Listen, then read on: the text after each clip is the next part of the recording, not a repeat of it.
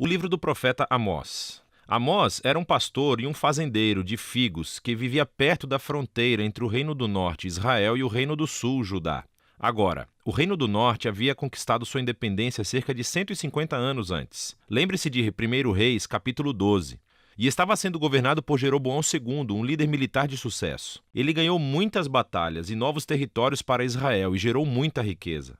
Mas, aos olhos dos profetas, ele foi um dos piores reis de todos os tempos. Sua riqueza levou à apatia e permitiu a idolatria aos deuses de Canaã, o que por sua vez levou à injustiça e à negligência aos pobres. E chegou a um ponto em que Amós não aguentou mais. Ele sentiu Deus chamando-o para ir até Betel, uma cidade importante para o norte do reino, onde havia um grande templo, para anunciar a palavra de Deus ao povo. E esse livro é uma coleção dos seus sermões, poemas e visões proferidas ao longo de todos os anos. Eles foram compilados mais tarde para dar ao povo de Deus uma ideia da sua mensagem divina para o Reino do Norte, e é uma mensagem que ainda precisamos ouvir hoje. O livro tem um conceito bastante claro. Os capítulos 1 e 2 são uma série de mensagens para as nações e para Israel. Os capítulos de 3 a 6 são uma coleção de poemas que expressam a mensagem de Amós ao povo de Israel e aos seus líderes. E os capítulos 7 a 9 contêm uma série de visões que Amós teve e que descrevem o juízo que Deus irá trazer sobre Israel. Vamos nos aprofundar. O livro começa com uma série de poemas curtos que acusam todos os vizinhos de Israel de violência e injustiça. E isso é meio estranho porque a frase de abertura do livro dizia que Amós falaria contra Israel, mas veja como isso funciona. À medida que Amós nomeia todas as nações vizinhas, você pode olhar no mapa e observar que ele está criando um círculo. E quando ele termina, Israel está no centro, como um alvo na mira. E Amós desencadeia uma acusação poética a Israel que é 3 vezes mais longa e mais intensa do que qualquer outra. Ele acusa os ricos de Israel de ignorarem os pobres e permitirem graves injustiças no seu país. Especificamente, eles permitem que os pobres sejam vendidos em escravidão por dívida e, em seguida, negam representação jurídica para essas pessoas. E, Amós pergunta, é essa a família que uma vez foi negada a justiça e escravizada no Egito? A família que Deus resgatou da opressão e escravidão? A festa acabou, diz Amós. Deus não tolera mais suas atitudes. E então, a abertura da próxima sessão explica o porquê. Deus diz, eu escolhi você, Israel, dentre todas as famílias da terra. Isso é uma alusão a Gênesis 12, como Deus chamou a família de Abraão para se tornar a bênção de Deus para todas as nações. E então Deus diz, e é por isso que eu irei puni-los por todo o seu pecado. Israel tinha um grande chamado e uma grande responsabilidade. E o seu pecado e a sua rebelião trouxeram grandes consequências. Agora, essa sessão reúne muitos poemas de Amós e você verá alguns temas-chave repetidos várias vezes. Então, primeiro ele está constantemente expondo a hipocrisia religiosa dos ricos de Israel e dos seus líderes. E ele descreve como eles participam fielmente nas reuniões religiosas, fazendo ofertas e sacrifícios, enquanto eles negligenciam os pobres e ignoram a injustiça.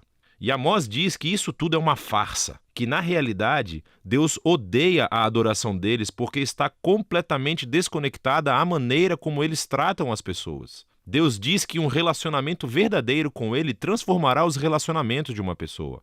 E assim, o chamado de Amós para a adoração verdadeira é deixar a justiça fluir como uma enchente e a honestidade como um rio que nunca acaba. Agora, essas duas palavras são super importantes para Amós e, na verdade, para todos os profetas.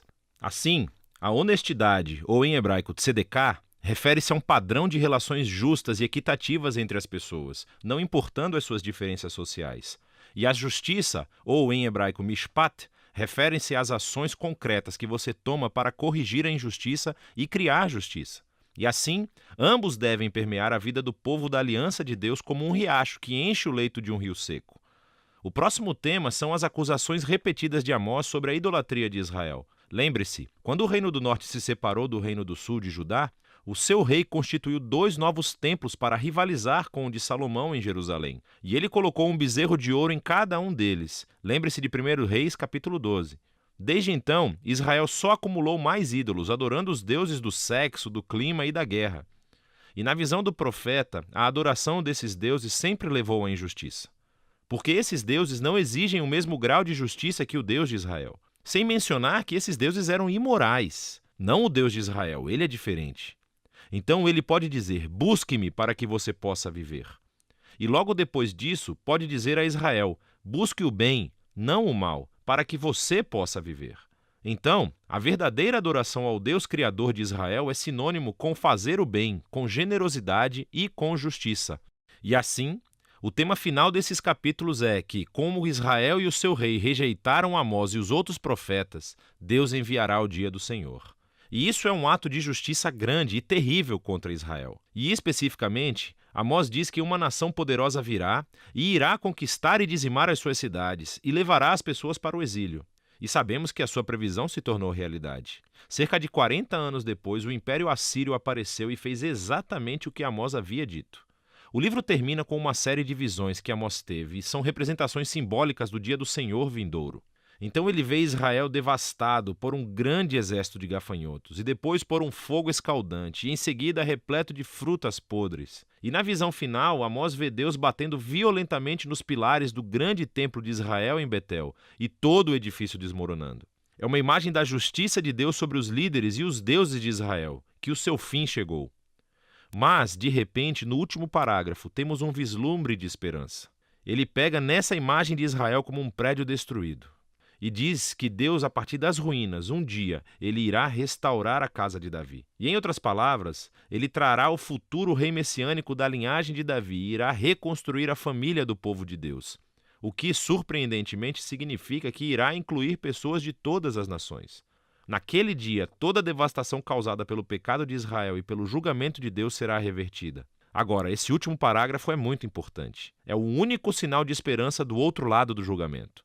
E isso nos ajuda a ver como esse livro explora a relação entre a justiça de Deus e a sua misericórdia. Se Deus é bom, ele tem que enfrentar e julgar o mal entre Israel e as nações. Mas os seus propósitos a longo prazo são de restaurar o mundo e construir uma nova família da aliança. E assim, através das palavras de Amós, ainda hoje ouvimos o seu chamado. Devemos aprender com a hipocrisia e o desastre de Israel e abraçar uma verdadeira adoração a esse Deus que deve sempre levar à justiça e ao amor ao próximo. E é disso que se trata o livro de Amós.